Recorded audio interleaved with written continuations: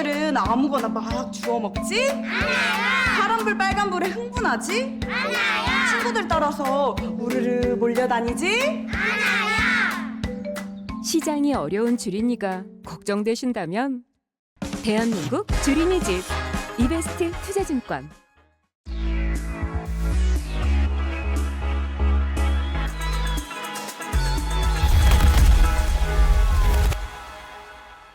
채권 담당하고 있는 우혜영입니다. 네, 오늘은 제가 좀 처음으로 수요 리포트에 참여하게 됐는데요. 오늘 새벽에 있었던 FOMC 관련해가지고 말씀을 드리려고 이렇게 여러분들을 찾아왔습니다.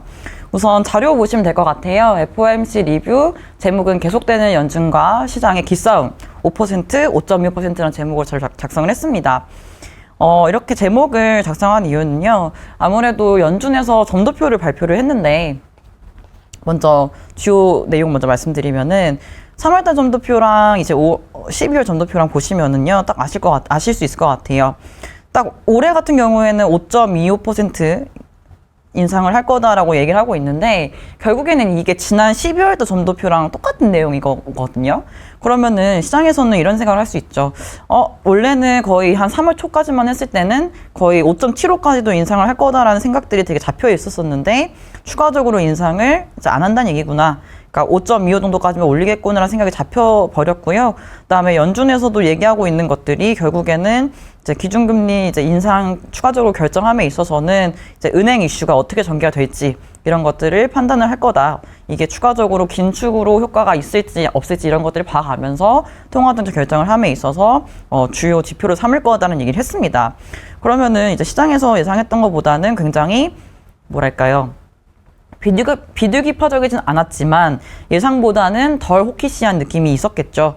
그래서 금리 측면에서는 오히려 이제 인상이 이제 거의 끝나간다는 인식이 굉장히 세졌던 것 같고요. 그래서 장기물도 그렇고 단기물도 그렇고 이제 거의 20pp 가까이 하락을 하면서 이제 장이 마감이 됐던 모습을 보였습니다. 대략적으로 시장의 분위기는 이랬고요. FOMC에 대해서 좀 자세히 더 말씀을 드리면은 만장일치로 금리를 인상을 했습니다. 25bp 인상을 했는데 그 만장일치로 결정을 했는데 여기서 중요한 점은 라일 브레이너드 이사가 없었다는 점이죠. 그 무슨 백악관 NEC인가 그 자문위원회인지 거기 이제 그 바이든 대통령이 지명을 해가지고 이제 부의장직을 내려놨어요. 그래서 이번 회의에서는 라일 브레이너드 이사가 없었다라고 보시면 될 것 같아요.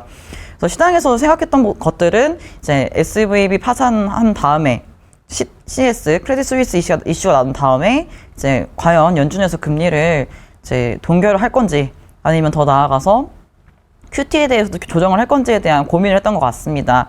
근데 가장 최근에 했던 결정을 보시면, 그러니까 ECB겠죠. 주요국들의 통화정책을 보시면은 이러한 은행 이슈가 있었음에도 불구하고 그냥 기존의 스탠스를 밀고 갔었어요. 예를 들면은 이제 ECB는 50bp 인상해 왔었고, 이제 추가적으로 만약 인상을 한다면 50bp로 인상을 할 거다라는 얘기를 해 왔었는데, 중간에 CS 이슈가 터졌죠. 근데 터졌음에도 불구하고 이제 그 ECB는 인상을 했어요. 인상을 했고, 이제 물가 안정과 금융 안정을 함께 이제 이룰 수 있다는 얘기를 하면서 금리를 인상을 했습니다. 그래서 미국 연준도 사실 비슷하지 않았을까라는 생각을 했었어요. 저는 개인적으로.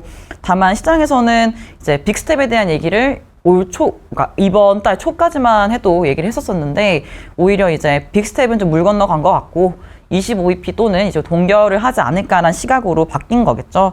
그래도 이제 25랑 동결 중에서는 다수의 의견은 인상을 25bp로 할 거다라고 봤던 부분들이 있었고요. 이제 이번 회의 결정에 있어서 앞서 말씀드렸던 것처럼 이제 파월 의장이 인상을 이제 하고 기자회견에서 어떤 얘기를 했냐면은 2월 회의 이후에 경제 지표가 굉장히 강했다라는 얘기를 했습니다. 이 얘기를 왜 했냐? 경제 지표가 예상보다 강했고 결국에 이게 인플레이션의 압력을 계속해서 높였다라는 평가를 했어요. 이런 것들이 어떻게 또 전망치로 나오냐면 물가 전망치를 보시면 아실 수 있을 것 같아요. 봐봐요. 여기 원래는 전망치가 3.1이었는데 3.3으로 헤드라인 물가가 올라갔고요. 전망치가. 그다음에 코어 측면에서도 3.5에서 3.6으로 올라갔습니다. 그러니까 물가에 대해서는 추가적으로 계속해서 상방 압력이 커진 느낌이 있다라 말씀을 드릴 수 있을 것 같고, 그다음에 여기 보시면은 원래는 이 이 두 개 표시는 뭐냐면요. 이거는 이제 불확실성에 대해서 리스크 평가, 그다음에 리스크에 대해서 평가거든요. 이거는 이 전망치가 굉장히 불확실성이 높다, 뭐 균형적이다, 낮다라고 평가하는 데 있어서 볼 수 있는 거고, 이거는 이 전망치 내지는 물가 전망이 상방 리스크에 더 치우쳐져 있냐, 하방 리스크에 더 치우쳐져 있냐, 이걸 알 수가 있는 건데, 기존의 전망 대비해서 조금은 균형 잡힌 인식이 좀 있긴 해요. 왜냐하면 워낙에 물가가, 특히 이제 상품 물가 측면에서는 뭐 디스인플레이션이 나오고 있다는 얘기를 여전히 유지하고 있는 상황인 거고, 그렇지만 이제 물가 측면에서는 계속해서 어떻게 될지에 대해서는 잘 모르는 상황이기 때문에 불확실성은 굉장히 더 높아졌다는 평가를 하는 반면에, 물가 전망치 측면에서는 이 상방 리스크냐 하방 리스크냐 이거는 어떻게 바뀌었냐면은 조금은 리스크가 좀 밸런스하게 됐다라고 평가하는 사람들도 생겼다라는 거죠. 결국에는 이제 물가 전망치 측면에서는 높아진 상황이고, 이 전망치 측면에서도 여전히 불확실성이 높다, 이 정도로 해석하시면 될 것 같고, 이러한 물가 상황과 고용 측면에서는 전망치가 실업률이 떨어졌어요. 제가 그 여러 방송을 통해서 말씀을 드렸던 거는 이번 FOMC에서 주목해야 될 두 가지가 있다는 말씀을 드렸던 것 같아요. 아마도 지난 트집 때도 말씀을 드렸던 것 같은데, 첫 번째는 당연히 점도표겠죠. 점도표에서 추정금리 레벨이 얼마일 거냐가 굉장히 중요할 거다라고 말씀을 드렸었고요. 두 번째로는 실업률 전망치에 대해서 말씀을 드렸던 것 같아요. 12월 달 전망치가 4.6%였잖아요. 근데 이 실업률 수치가 12월 달 회의 이후에 추가적으로 떨어졌다가 이제 지난 주였나요? 지지난주에 발표된 2월 달 고용 보고서에서 이제 실업률이 3.6%로 올라왔습니다. 근데 이게 3.5, 3.4까지 떨어졌다 올라온 수치이기 때문에 오히려 지난 전망보다는 이 실업률 전망이 더 낮게 나왔다라는 걸 알 수가 있는 거거든요. 그러면은 이번에 실업률 전망치를 만약에 낮추지 않는다면 이제 앞으로 올해 하반기에 가면 갈수록 실업률이 굉장히 빠르게 상승할 수 있다는 거를 굉장히 연준에서도 의식을 하고 있다는 말씀을 드렸던 것 같습니다. 그리고 실업률이 굉장히 중요한 이유는 이제 연준에서 말을 하는 그 연착륙에 대한 느슨한 정의라고 할 수가 있겠죠. 작년 12월 브루킹스 연구소 그 연설에서 제롬 파월이 말을 했던 것 중에, 느슨한 정의의 그 소프트 랜딩, 연착륙은 실업률의 상승이 과거의 침체 때만큼 빠르게 상승하지 않는 상황을 얘기한다라고 얘기를 했어요. 그러면 실업률이 굉장히 빠르게 상승을 한다라고 하면 당연히 연착륙이라 볼 수가 없는 거겠죠. 그런데 그러면은 지금 전망치 측면에서 이미 1월달, 2월달, 12월달 그 숫자가 12월달 FOMC에서 봤던 것보다 낮게 나와 있는 수준이었는데, 전망치를 안 낮춘다라는 거는 다시 말해서 이후에 실업률이 굉장히 빠르게 올라간다는 걸 의미하는 거기 때문에 당연히 낮출 수밖에 없었다라는 생각을 하고 있습니다. 네, 이렇게 보시면 될 것 같고, 그리고 문제는 경제 성장률 전망치도 좀 금리 하락에 기여를 했던 것 같아요. 보시면은 그 2023년도 올해 전망치죠. 0.4로 낮아졌어요. 내년도에도 1.2로 낮아졌어요. 근데 문제는 올해 전망치가 낮아졌는데 추가적으로 YOY로 보는 지표임에도 불구하고 내년도 거도 낮췄다는 얘기는 결국에 은행 이슈가 뭐 추가적으로 뭔가 연준이 우려할 만한 리스크 내지는 시스템 리스크로 확산은 안 되겠지만, 이러한 신용 부분에 크레딧 쪽의 타이트닝으로 작용을 하고 있는 모습들, 추가적으로 앞으로 더 기여할 수 있는 부분들을 고려를 한다면 이것들이 결국에는 뭐 경제활동, 물가, 고용 이런 거에 영향을 줄 거다라는 뷰를 가지고 있다라고 보시면 될 것 같습니다. 다만 그러한 강도가 얼마나 될지에 대해서는 연준도 몰라요. 아직까지는 불확실성이 높다라는 얘기를 하고 있기 때문에 아직까지는 얼마만큼의 타격을 줄지 모르겠지만, 이러한 이슈들이 물가 낮추는데, 고용 시장 측면에서는 수급 밸런스를 더 맞추는 데 있어서, 내지는 경제 성장 측면에서는 하방 리스크로 작용을 할 거다라고 보고 있다라고 보시면 될 것 같습니다. 이거는 이제 시장의 뷰예요. 요거는 시장의 뷰인데, 저희가 많이 보는 이제 시장에 내재되어 있는 향후 통화정책 전망 경로를 얘기할 때 CME 패드와치 지표를 굉장히 많이 보고요. 두 번째로는 이제 블룸버그 데이터긴 합니다. 블룸버그를 이제 사용하시는 분들이라면은 WRP라는 기능이 있어요. 여기 보시면은 뭐 ECB, BOE, 그다음에 페드의 그 향후의 통화정책 경로에 대해서 내재금리 측면에서 확인이 될 수 있는 그 화면인데요. 보시면은 1월 초, 2월 초, 3월 초, 그다음에 FOMC 전날, 그다음에 오늘 FOMC 끝나고 나서 제가 그 각각의 회의 때 전망되는 그 레벨들, 금리 레벨들을 그려봤어요. 근데 어떠한 결과가 나왔냐면은 사실 1월 초, 2월 초만 해도 당연히 이제 연준의 그 금리 인상 이런 것들에 대해서 어느 정도 연내 계속해서 금리 인하를 하겠지라는 생각들을 했었거든요. 근데 3월달 초에는 이런 식으로 왜 나타났었냐면은 당연히 고용지표나 물가지표 이런 것들이 계속해서 견조하게 나왔어요. 그리고 미국 경기가 굉장히 노랜딩을 할 수도 있겠다. 이 착륙을 안 할 수도 있겠다라는 생각들이 잡히면서 굉장히 더 많은 금리 인상에 대한 얘기가 나오기 시작했거든요. 그러면서 나왔던 얘기가 연준 금리 5.75까지도 올린다. 내지는 6%까지도 올린다. 라는 뷰가 나왔던 게 3월 초였어요. 그래서 당연히 이제 금리의 전망 경로를 봤을 때 계속해서 인상이 되는 모습들을 확인할 수가 있는데 이제 FOMC 전일, FOMC 이후에 확 줄어든 이유는 당연히 이제 최근 2주간 나타났던 은행 리스크, 은행 이슈 때문이었겠죠. 은행 이슈가 나오면서 연준에서도 금리를 기존에 3월 초에 예상했던 것만큼 못 올리겠다. 더 인상을 했다가는 추가적으로 다른 은행까지 문제가 생기겠다라는 생각들이 잡혔던 거죠. 그러면서 금리 이 레벨 자체, 전망 경로 자체가 1월하고 2월보다도 낮아질 수밖에 없었다라고 보시면 될 것 같습니다. 뭐 잘 안 보이시면 제가 좀 지워드릴게요. 한번 다 이용을 한번 해봐야 되기 때문에 지워드리면은 봐봐요. 보시는 것처럼 1월 초가 이 진한 색깔 이거였고, 그다음에 2월 초가 이 파란 색깔 이거였고, 그다음에 FOMC 전날이 요거였죠. 요 동그라미 요거. 그다음에 FOMC 끝나고가 이제 여기 마지막 라인입니다.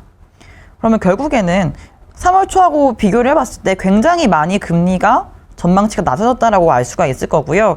이러한 것들을 이제 바탕으로 봤을 때 이제 금리 레벨 측면에서, 최종 금리 레벨 측면에서는 이제 5.25가 아니라 5%에서 끝나겠구나라고 전망을 하고 있다라고 보시면 될 것 같고, 그다음에 페드와치 상에서도 보시면은 최종 금리 레벨을 이제 5%로 전망을 하고 있는 사람이 우세합니다. 물론 이거는 제가 FOMC 끝나고 바로 이제 캡처를 한 거기 때문에 지금 이제 오늘 새벽 상황을 반영을 한 거긴 하지만 5%까지 금리를 올리고 이제 올해 언제죠? 여기는 7월 달에는 금리를 이제 인하를 하겠구나라고 전망을 하고 있고, 연말 기준으로 봤을 때는 4.5까지 금리를 내리겠구나라고 전망이 되어 있다.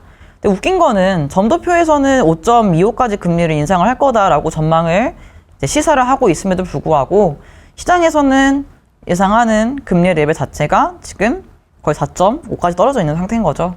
그러니까 시장과 그 연준과의 괴리, 이 전망에 대한 괴리가 굉장히 심한 상태다라고 보시면 될 것 같습니다. 그럼 결국에 연준의 통화정책 결정과 무관하게 이러한 시장 전망이 굉장히 중요한 이유는 이러한 시장의 뷰와 시장의 의견에 따라서 금리가 움직일 수밖에 없다라는 점을 생각하셔야 될 것 같아요. 그래서 오늘 제가 적어놓은 부분들도 시장에서는 이미 이제 5%를 최종 금리로 예상을 하고 있다라고 보시면 될 것 같고, 그다음에 금리 측면에서도 2년물이 전일 4.166에서 3.935%로 거의 23bp 가까이 떨어졌어요. 그러면 어제까지는 그래도 최종금리 레벨에 대해서 뭐 5.25까지 본 사람들이 많았던 반면에 이제는 5.25도 안 가고 이제 3월달 인상이 마지막이겠구나라고 생각하는 사람들이 많아졌다라고 보시면 될 것 같고, 거의 20bp 넘게 떨어졌다라는 거는 이제 연준에서도 이제 인상의 다음 결정을 할 수 있는 시점이 5월달이거든요. 그러면 3월달, 4월달, 이제 5월 초까지의 지표들을 볼 거 아니에요. 당연히 이제 은행 이슈가 발생을 했고, 이 은행 이슈가 뭐 일단은 뭐 시스템 리스크로 이어지지 않겠지만 이제 어찌됐든 간에 은행 대출이라든지 은행의 건전성 측면에서는 계속해서 강화가 되는 흐름으로 갈 수밖에 없다는 생각을 하고 있습니다. 그러면은 이러한 이슈 자체가 오늘 연준 파월 의장이 얘기했던 것처럼 추가적으로 금리를 인상한 효과가 있는 것 같다라고 만약에 지표상에서 발표가 될 수도 있어요. 그러면 결국에는 연준에서 인상을 하지 않았음에도 불구하고 이러한 이슈 자체가 금리 인상을 한 것과 같은 효과를 내면서 전반적인 전반적인 그 신용의 상황, 크레딧 상황의 상황들이 이제 보다 타이트닝하게 전개가 된다라고 한다면 굳이 연준은 긴축을 더 하지 않겠죠. 그러면 그렇게 됐을 때 이제 5월 달에는 동결을 할 수도 있다는 생각을 하고 있습니다. 하지만 저는 개인적으로 연준의 정책에 대한 그 전망은 당연히 뭐 시장의 뷰도 참고를 해야 되겠지만 점도표에서 시사하고 있는 레벨을 를 기본으로 봐야 되지 않을까라는 생각은 합니다. 왜냐면은 일단은 물가에 대해서도 일단 전망치를 더 높였고 여전히 이제 그 상품 측면의 인플레이션이 생각보다 더디게 떨어지고 있다는 분석을 하고 있기 때문에 물가에 대해서 아직은 2%로 회복을 할 거다라고 확신을 가지기에는 부족하다라고 생각을 하시면은 추가적인 긴축이 뭐 은행 이슈로 파급된 효과뿐만 아니라 추가적으로 더 인상을 해야 될 필요성도 있지 않을까라는 생각을 하고 있습니다.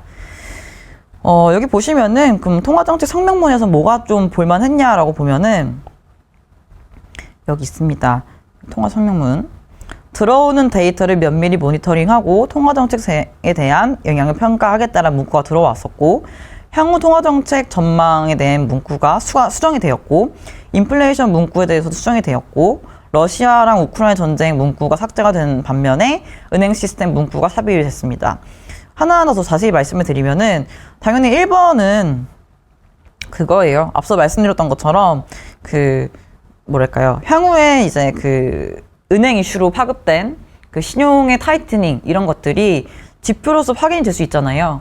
뭐 대출이 줄어든다든지 아니면은 뭐 그 대출 금리가 올라갔다든지 막 이런 식으로 전개가 된다라고 했을 때 이게 긴축의 효과가 있을 수 있다라고 볼 수가 만약에 있다면은 만약에 추가적으로 금리를 인상하지 않아도 될 것 같다라고 판단이 되면은 당연히 5월 달에는 동결을 하겠고 아니면은 은행 이슈가 있었음에도 불구하고 이게 금리 인상을 한 것과 같은 효과가 좀 미진했다라고 판단이 들어서면은 추가적으로 인상을 할 수도 있는 거고 이런 것처럼 조금씩 더 이제 앞으로 나올 수 있는 데이터들을 보고 결정을 하겠다라고 얘기를 한 거고요. 결국에는 이제 뭐 아직은 이제 기본적으로 그 불확실성이 매우 높고 하기 때문에 지금 판단하기 어렵다라고 보고 있는 거죠. 그래서 조금은 지켜보겠다는 입장을 시사한 거다라 보고 있고요. 통화정책 전망에 대한 문구가 바뀐 거는 여기 있어요. 원래는 이제 앞서 말씀드렸던 것처럼 은행 이슈가 시정 여건을 더욱 타이트하게 만들 것으로 예상이 되기 때문에 원래는 계속적인 인상, ongoing increase가 적절하다라는 스탠스를 가지고 있었는데 그게 아니라 이제 아마도 약간의 추가 정책 강화가 적절할 거다라 말을 바꿨어요. 근데 저는 firming 이 단어가 물론 성명문상에선 처음 나왔을 수 있었겠지만 의사록에서는 맨날 나왔었어요. 제가 이번 자료에서 뒷부분에 그 firming이란 단어가 계속 나왔다. 그러니까 통화정책 강화 이런 느낌에서 썼는데 오늘 파월 의장이 얘기한 거는 이게 뭐 정책금리와 관련된 얘기다라는 얘기를 했지만 결국엔 추가적으로 이제 인상을 할지 아니면은 기존에 올려놨던 정책을 이제 유지를 하는 방식이든지 아무튼 간에 긴축의 기조를 이어나가겠다라는 얘기를 한 거죠. 그러니까 사람들은 이 firming이라는 단어가 들어온 걸 가지고 조금 도비시하게 해석을 하자면은 이제 좀 금리를 인상하기보다는 이제 올려놓은 것들을 유지할 것 같아라고 해석을 하신 것 같긴 한데 저는 개인적으로 이제 파월 의장이 이 단어를 쓰면서도 기자회견에서 정책 금리에 대한 얘기를 이제 하면서 firming이라는 단어를 통화정책에서 정책 금리와 관련된 얘기다라고 하면서 이제 좀 부가 설명했던 거는 그래도 여전히 추가 인상에 대해서 25bp 인상에 대해서는 옵션으로 둬야 되지 않을까라는 생각을 좀 하게끔 만들었다라고 전 개인적으로 생각을 하고 있습니다. 자, 아무튼 그러한 문구가 들어왔었고 그다음에 물가에 대해서는 원래는 지난 성명문에서 보시면은 다소 이제 물가가 완화되었다는 문구가 들어왔었는데 이번에는 그 문구를 삭제를 했습니다. 아무래도 1월달 물가 지표가 컨센 대비해서 좀 높게 나왔죠. 그다음에 그 상품 측면에서도 아마도 좀 물가가 생각보다 빨리 안 떨어진 부분들 이거를 보시면 될 것 같고 자, 앞서 말씀드렸던 것처럼 이제 물가의 방향성 측면에서도 이제 조금은 더 빠르게 상품 인플레이션이 둔화가 될 거다라는 예상을 했었었는데 그게 아니라 좀 더디게 떨어졌다라고 좀 평가를 하고 있는 것들을 보신다면은 일단 그러한 좀 다소 완화가 됐다는 문구가 삭제가 됐다라고 보시면 될 것 같고요. 그다음에 세 번째 그거였고 네 번째는 러시아 우크라이나 전쟁. 이거는 뭐 물론 중요한 이슈긴 합니다만 이제는 이것보다는 은행 이슈가 굉장히 더 중요하게 됐었죠. 2주간 발생을 했던 이 이슈가 굉장히 뜨거운 감자로 핫 이슈로 떠오르면서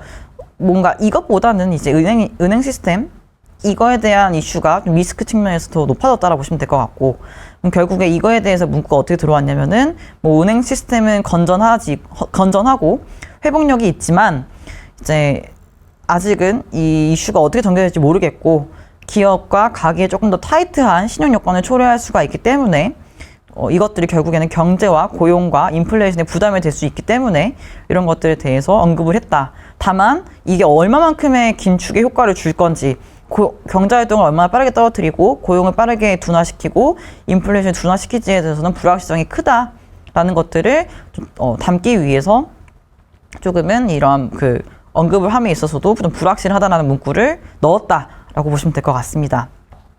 굉장히 제가 이제 막 왔다 갔다 하면 설명을 드렸지만 이제 이번 회의가 생각보다 이제 시장의 반응은 좀 금리 측면에서 격렬하게 떨어졌었죠. 근데 이제 주식시장 측면에서는 오늘 이 결정도 매우 중요하긴 했지만 옐런 의장의 그 발언 좀 더 중요했던 것 같아요. 그 예금 보호를 더 많이 완전하게 할 생각은 없다라는 얘기들 했던 것들 때문에 조금은 좀 부정적으로 인식을 한 부분도 있었겠지만 통화정책 측면에서는 뭐 예상과 빗나간 건 거의 없지 않았을까라는 생각은 하고 있습니다. 그리고 요 뒤에는요, 그 지난 12일에 발표된 것들을 가져왔어요. BTFP라고 해서 뱅크텀 펀딩 프로그램인데요. 뭐 다들 이제 많이 아시겠지만 이제 뭐 만약 혹시 잘 모르시는 분들을 위해서 말씀을 드리면은 지난 12일에 이제 10일에 아마도 그 SVB가 파산을 했어요. 3월 12일에는 이제 연준하고 연방예금보험공사랑 뭐 재무부랑 해가지고 거의 공동성명 발표하듯이 발표를 했죠.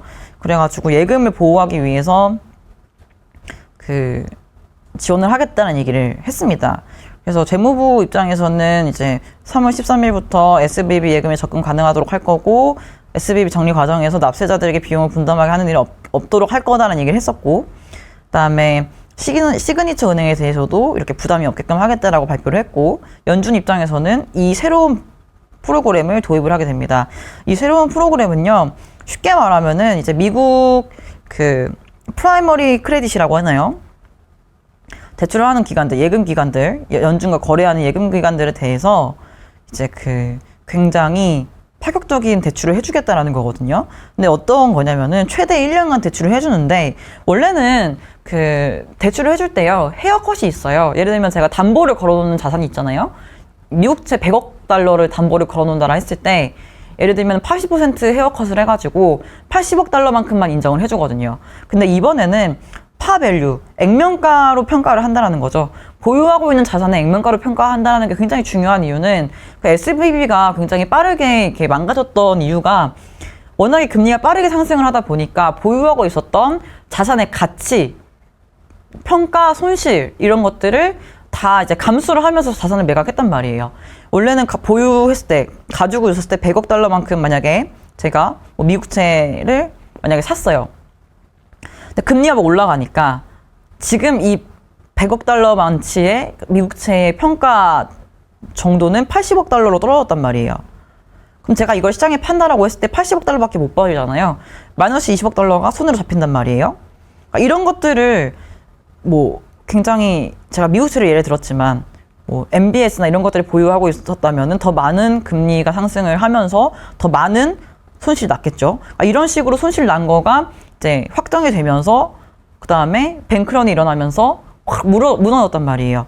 근데 만약에 제가 보유하고 있던 만큼 100억 달러만큼 파밸류만큼 인정해줬다면은 그래도 손실난 만큼은 이제 이 손실이 안 나는 거잖아요. 이 자산 가치가.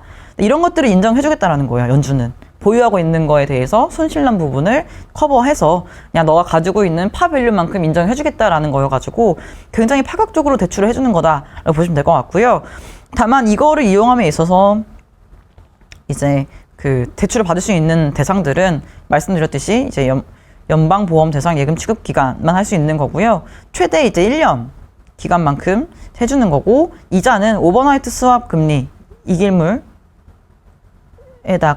이제 10bp 더한 이제 금리로 해주겠다라고 얘기를 하고 있습니다. 근데 얘기를 들어보니까 그 디스카운트 윈도우인가요? 있거든요. 그게 재할인율 창구, 이제 연준에서 대출을 이제 이 예금기관 대해서 해주는 창구가 있는데, 원래는 이거 잘 안 써요.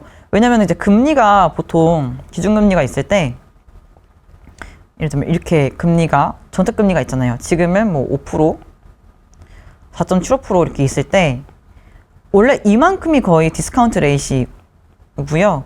이 위에가 이제 IORB, 그다음에 이 밑에가 아마 RRP로 아시면 될 것 같거든요.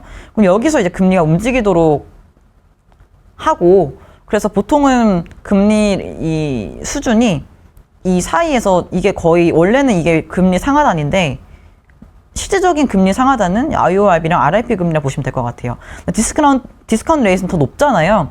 그래서 별로 안 쓴단 말이에요. 디스카운트 레이트는 대출 잘 안 쓰는데, 사실 요 BTFP라는 프로그램이 있음에도 불구하고 이 금리보다 이 디스카운트 레이트도 낮다라고 해요. 그래서 사람들이 디스카운트 레이트 더 많이 찾는다고 합니다, 요즘에. 그래서 이거를 과연 사람들이 많이 쓸지 안 쓸지는 잘 모르겠어요. 아직까지는 나온 지 얼마 안 됐잖아요. 일주일 정도밖에 안 흘렀기 때문에 잘 모르겠지만, 사람들이 이거 디스카운트 윈도우뿐만 아니라 쓸 수 있는 게 더 늘어났다. 이 정도로 보시면 될 것 같습니다. 네. 그리고 하나 더. 그 3월 19일에 발표된 거는 그 달러 유동성 공급을 강화하기 위해서 통화 수합을 강화를 했습니다. 원래 연준에서 상설 기구로 가지고 있어요. 수합 라인을 어디에 가지고 있냐면은 캐나다랑 영국이랑 일본이랑 유로존이랑 스위스 중앙은행이랑 그 매주 7일마다 이렇게 계산을 이렇게 해가지고 수합 라인을 가지고 있는데, 요거를 매일매일 데일리하게 가져가겠다, 매일 실시하겠다라고 바꿨습니다. 이제 근데 보시면은 제가 이 지표를 가져왔는데, 이거는 코로나19 이후로부터예요. 이거는 2020년 1월부터 12월까지고, 이거는 2021년 1월부터 최근 데이터인데, 제일 많이 쓴 그 은행은, 이때는 워낙에 코로나니까 좀 제외를 하고, 이때를 보시면은 거의 ECB랑 어디죠? SMB, 스위스랑 ECB가 제일 많이 써요. 근데 뭐 SMB는 뜨문뜨문 들어오는 부분이고, 거의 ECB에서 이제 한단 말이에요. 이 수합 라인을 많이 썼단 말이에요. 그럼 결국에 이제 앞으로도 만약에 쓴다라고 했을 때, 이제 ECB 문제가 있었잖아요. 최근에 이제 크레딧 스위스 이슈는 유로존 내 이슈잖아요. 이제 크레딧 스위스가 UBS에서 매입하기로 했고, 이제 추가적으로 이제 유로존 내 영내 은행들의 문제가 발생하지 않을까라는 생각들이 잡혀 있는 상황이었기 때문에, 이것들을 더 일간으로 실시를 해주겠다는 얘기는 결국에 조금은 ECB가 조금 더 활용할 가능성이 높다, 이 정도로 해석할 수가 있을 것 같고, 이제 새롭게 이거를 발표한 다음에 지표는 지금은 없어요. 제가 이거는 3월 초까지 데이터를 가져왔기 때문에 앞으로 어떻게 될지 더 봐야 되겠지만, 아무튼 지금까지 써온 걸 보면은 21년도 1월부터 지금까지 써온 거 보면은 아마도 이제 ECB가 제일 많이 쓰지 않을까라는 생각을 하고 있습니다. 여기 뒤에는 회의록 내용이니까 참고하시면 될 것 같아요. 그래서 일단 그 FOMC에 대해서 이렇게 말씀드리면 될 것 같고요. 추가적으로 만약에 궁금하신 부분이 있으면 제가 이거 내일 트집 자료에서 방송에서도 말씀드릴 것 같아요. 그래서 만약에 오늘 말씀드린 것 중에서 이해가 안 가는 부분이 있다라고 하면 저희 이제 트집 방송 매주 금요일 10시에 하잖아요. 거기 라이브에 들어오시던지, 아니면은 뭐 이 영상 밑에 댓글을 달아주시면은 제가 그 트집 방송을 통해서 답변을 남겨드리도록 하겠습니다. 얘기가 길긴 했지만 결국에는 말씀드리고 싶은 거는, 연준에서 말을 하고 있는 최종금리 레벨과 시장에서 여전히 생각하는 레벨과는 조금 차이가 있다.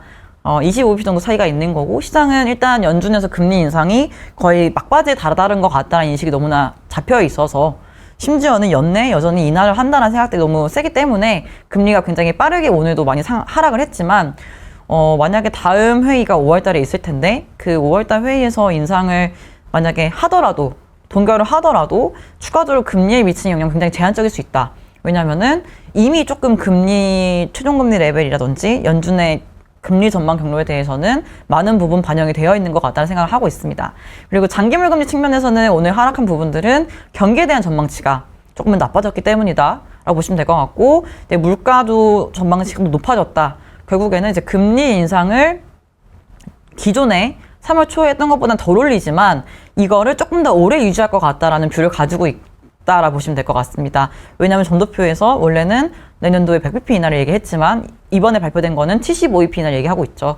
그만큼 조금 더 높아진 레벨을 오래 유지할 것 같다라는 뷰로 잡혀있기 때문에 긴축의 강도가, 긴축의 기조가 조금 더 오래 지속된다는 얘기는 경기에 미치는 영향력들이 조금 더 오래 지속될 수밖에 없다는 얘기이기 때문에 당연히 장기물금리 측면에서는 조금은 낮아진 데 기여를 했다라고 보시면 될 것 같습니다. 네, 자료 여기까지 마무리하면 될 것 같고요. 오늘 수요 리포트 처음 했는데 괜찮았나요? 네, 저는 굉장히 그 라이브가 적성인 것 같습니다. 트집 방송 많이 들어와 주셔서 저랑 소통하면서 방송하는 게 더 좋은 것 같아요. 그래서 다음에 또 수요 리포트 언제 찍을지 모르겠지만 저는 매주 금요일에 트집을 하니까 그때 또 뵀으면 좋겠습니다. 네, 여러분 내일 봬요. 감사합니다.